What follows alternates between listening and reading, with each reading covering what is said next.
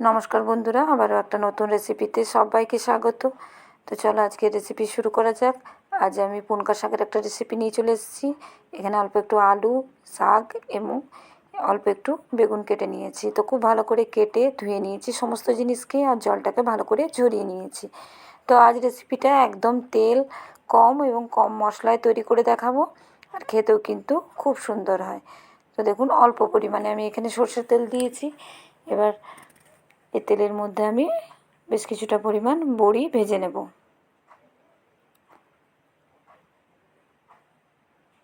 বড়িটাকে নেড়ে চেড়ে ভালো করে লাল লাল করে একটু ভেজে নেব ভালো করে। বড়িটা আমার কিন্তু ভাজা হয়ে গেছে। এবার বড়িটাকে সাইডে তুলে রেখে দেব। আর বড়িটা এখানে আমি গোটা ব্যবহার করব না, বড়িটাকে গুঁড়ো করে নেব, সেই কারণে বড়িটাকে তুলে সাইডে রেখে দিলাম। এবার ওই তেলের মধ্যে আমি হাফ চামচ সর্ষে ফোড়ন দিলাম, আর শুকনো লঙ্কা দিয়ে দেবো। তো এবার সর্ষে এবং শুকনো লঙ্কাটাকে খুব ভালো করে ভেজে নেব।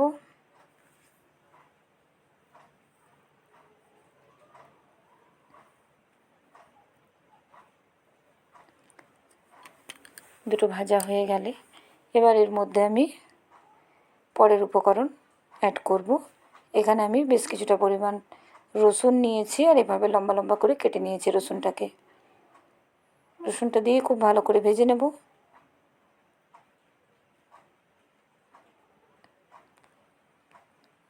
এবার এর মধ্যে আমি বেগুনটা দিয়ে দিচ্ছি।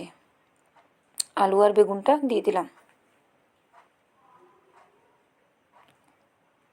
দিয়ে ভালো করে আলু বেগুনটাকে ভালো করে ভেজে নেব।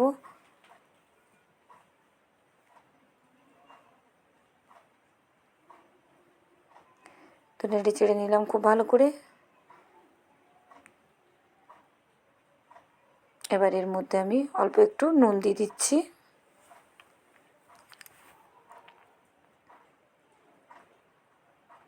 আর অল্প একটু হলুদের গুঁড়ো দিয়ে দিলাম। দিয়ে আবারও ভালো করে মিশিয়ে নেব, আর আলু আর বেগুনটাকে ভালো করে ভেজে নেব। ঢাকা দিয়ে একটু সময় নিয়ে এটাকে ভেজে নিতে হবে, আর মাঝে মধ্যে নাড়তে হবে।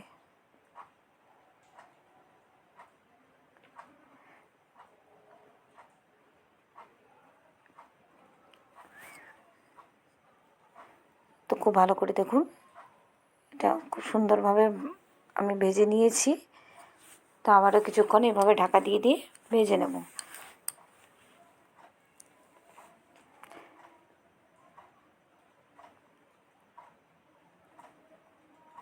নাড়তে থাকতে হবে। এবার আমি শাকটা দিয়ে দিলাম।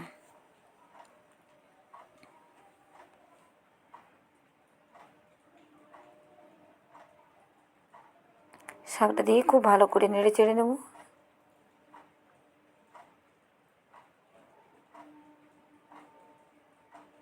নাড়তে নাড়তে শাকটা কিন্তু গলে যাবে, আর শাকের থেকে কিন্তু বেশ অনেকটা পরিমাণ জল বেরিয়ে যাবে।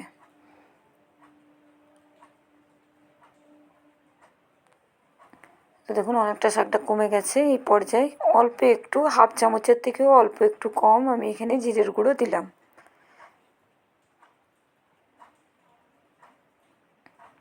দিয়ে খুব ভালো করে মিশিয়ে নেব। এবার ঢাকা দিয়ে কিছুক্ষণ রান্না করে নেব।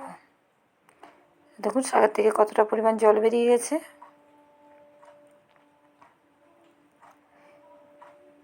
আবার একটু নেড়ে নেব। প্রয়োজন পড়লে পরে জল অ্যাড করব, না হলে কিন্তু এই শাকের জলে আমার খুব ভালো করে রান্নাটা হয়ে যাবে। তো ভালো করে মিশিয়ে নিলাম,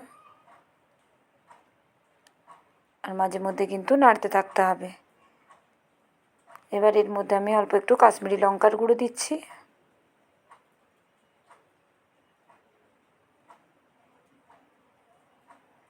দিয়ে খুব ভালো করে আবারও মিশিয়ে নিলাম।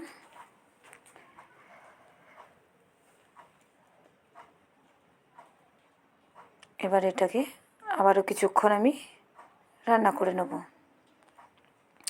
তো বেশ কিছুক্ষণ হয়ে গেল, জলটা প্রায় শুকনো হয়ে গেছে।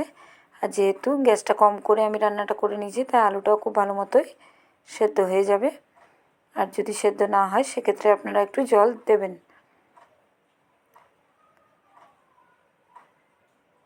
তো এভাবে আমি খুব ভালো করে সমস্ত জিনিসকে একটু মিশিয়ে নিচ্ছি এভাবে খুন্তি দিয়ে।